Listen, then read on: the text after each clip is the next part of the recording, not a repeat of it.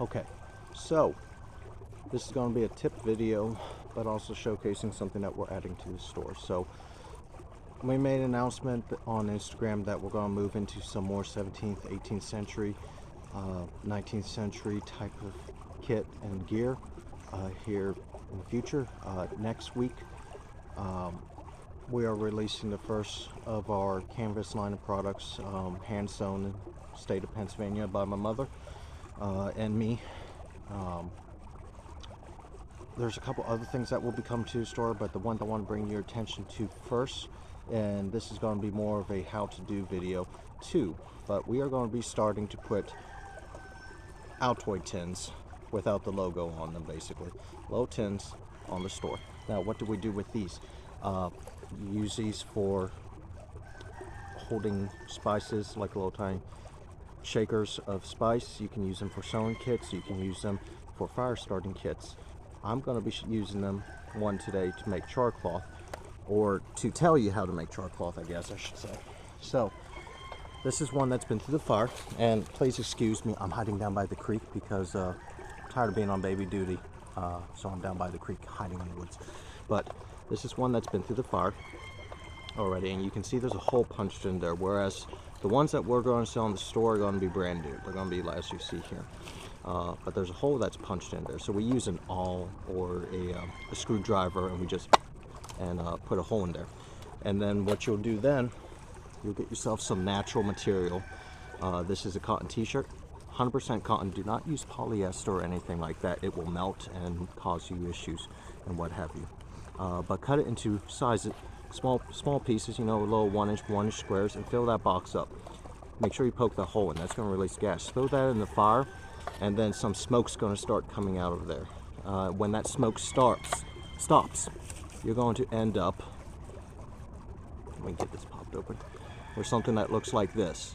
This is charcloth. So charcloth is basically a slow burning match that you can make out of any natural material. It can be linen, it can be cotton, canvas, any 100% natural fibers.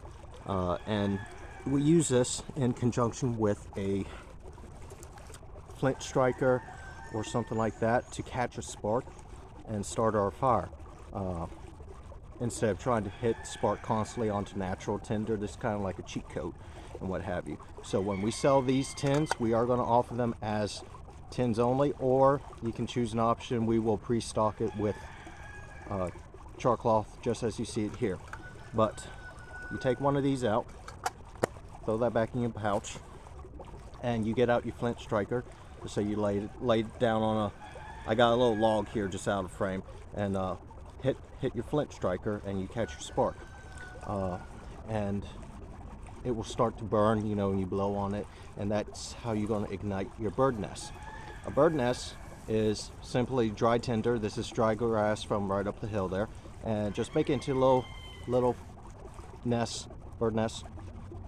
Take that charcloth after you get a spark onto it, stick it in there, and blow it. So I'm going to demonstrate that for you using this baby. So it is documented that some frontiersmen, whenever they out and about, did use the flint of their flintlock to strike it, which makes sense. It's a mechanized unit. It takes out a lot of the striking and work of using an actual flint and striker. But first thing you're going to want to do with this is use the gun unloaded.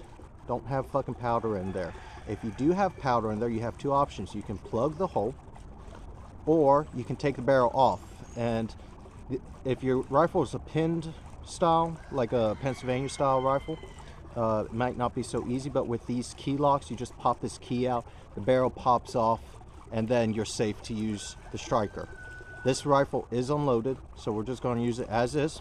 But all we're going to do with that, and we're going to make sure that we have our stuff laid out in front of us ready to go. We're going to take our charcloth, and we're going to lay it in place of where we would put the pan powder. Put the striker down, get the gun half to full cock, and we're going to strike it. And we didn't, no cigar there, so we're going to try one more time.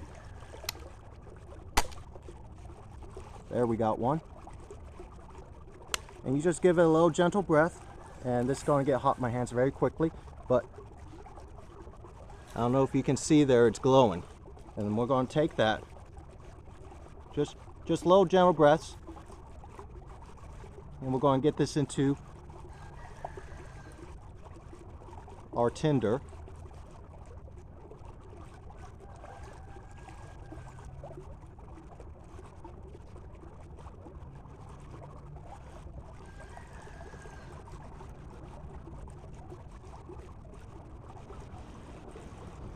And there we got fire.